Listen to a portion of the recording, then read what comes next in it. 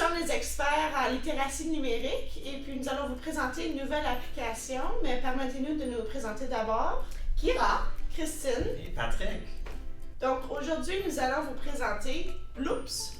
Donc Bloops, c'est une application qu'on peut télécharger même sur notre téléphone, tablette, peu importe. Vous allez tout simplement dans les applications Google et puis ça permet de travailler la littératie numérique, surtout chez les tout petits, Kira. Et puis même au cycle primaire, première et deuxième année, pour travailler la confusion, le décodage et pour assurer une lecture efficace chez les élèves de la première et la deuxième année primaire. Cette application est entièrement conçue par une orthopédagogue et s'adresse aux lecteurs débutants et intermédiaires.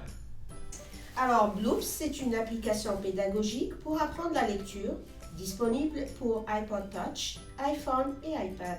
Cette application a été entièrement conçue au Québec par la fantastique orthopédagogue Annie Lucier, du Centre d'évaluation neuropsychologie et d'orientation pédagogique CENOP. Cette application s'adresse aux lecteurs débutants et intermédiaires, mais aussi recommandée aux jeunes ayant des difficultés ou des troubles de lecture et les enfants avec un trouble du spectre de l'autisme TSA. Deuxième critère, l'enfant augmentera sa vitesse de lecture et sa précision de décodage. La lecture de mots simples, complexes et irréguliers inclus dans Bloops. Troisième, permettra à l'enfant de faire le pont entre la lecture de syllabes et la lecture de mots réels. Le quatrième critère, parents et pédagogues s'intéressent à cette application éducative car elle répond aux besoins autant des lecteurs débutants qu'intermédiaires. Et enfin, cinquièmement, elle peut être personnalisée pour cibler une difficulté précise, par exemple les confusions. Pour les deux contenus du cours, le premier contenu, d'offrir aux élèves de véritables occasions d'apprentissage enrichies par l'utilisation d'outils technologiques. Et le deuxième, de concevoir et développer des ressources et activités technopédagogiques efficaces sur le plan de l'apprentissage des élèves et ce, en français. Donc j'ai deux références ici tirées de notes de cours. Premièrement, pour la lecture de littératie numérique, cela permettra aux jeunes enfants de 4-5 ans, première, deuxième année, de naviguer sur le web, apprendre la structure, les plateformes et comment trouver des informations.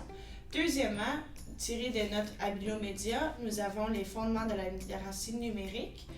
Et puis, celle-ci repose sur différentes normes, dont la créativité et l'innovation, la communication et la collaboration, l'aisance en recherche et information, la pensée critique, la résolution de problèmes et la prise de décision.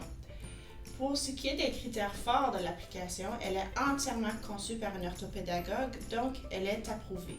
De plus, elle est recommandée aux jeunes ayant des difficultés et des troubles de lecture et les enfants avec un trouble du spectre de l'autisme TSA.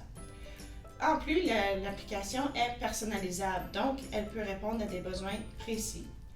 Pour ce qui est des critères faibles, malheureusement, elle est seulement disponible sur les tablettes, iPhone, iPod Touch, iPad. Donc, ce n'est pas un logiciel, mais bien une application. Et puis, il se peut que les achats intégrés soient nombreux et coûteux. Donc, pour nos deux suggestions d'intégration pédagogique, l'application se prête bien lors d'une mini-leçon de conscience phonologique. Donc, l'enseignant peut l'utiliser pour faciliter l'apprentissage des sons de ses élèves du cycle préparatoire et de première année. Et l'application favorise essentiellement l'augmentation de la vitesse de lecture, la précision du décodage, l'apprentissage de la fusion phonémique et l'apprentissage de la segmentation de différentes structures syllabiques.